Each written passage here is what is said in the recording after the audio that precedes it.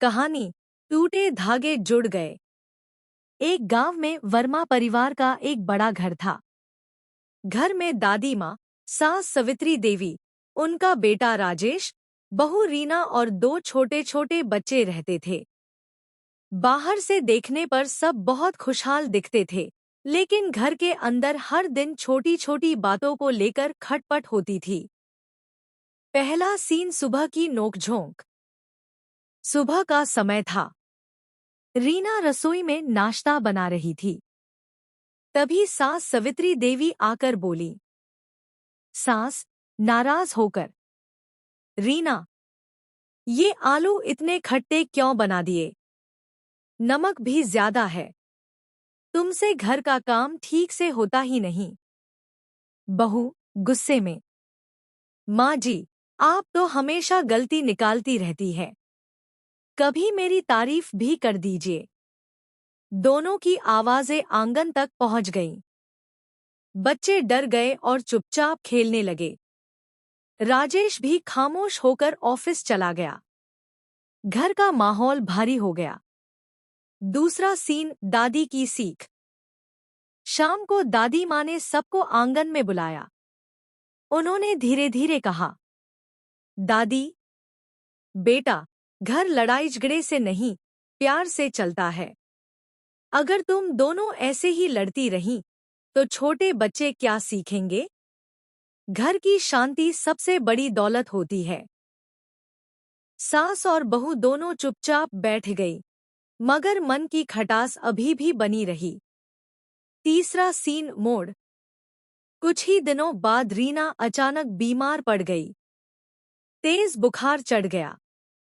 वह उठ भी नहीं पा रही थी। घर का सारा काम रुक गया। सास सवित्री देवी घबराकर दौड़ी। उन्होंने बहू को बिस्तर पर लिटाया, उसके माथे पर पानी की पट्टियां रखीं और पूरी रात उसके पास बैठीं। सास चिंता में, अरे रीना, तूने कुछ खाया भी नहीं। मैं तेरे लिए खिचड़ी बनाती हूँ।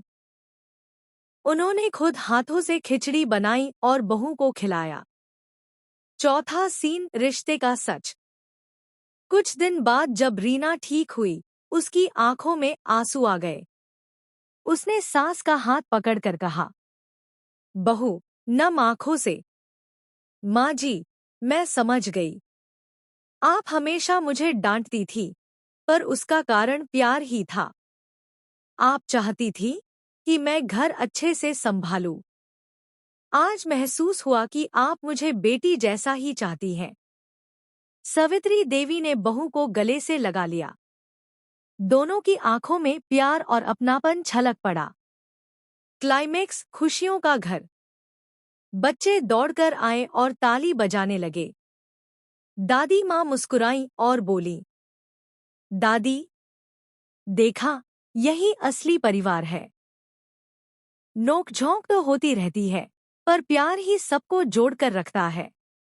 राजेश ने चैन की सांस ली और बोला, अब तो घर सच में घर लग रहा है।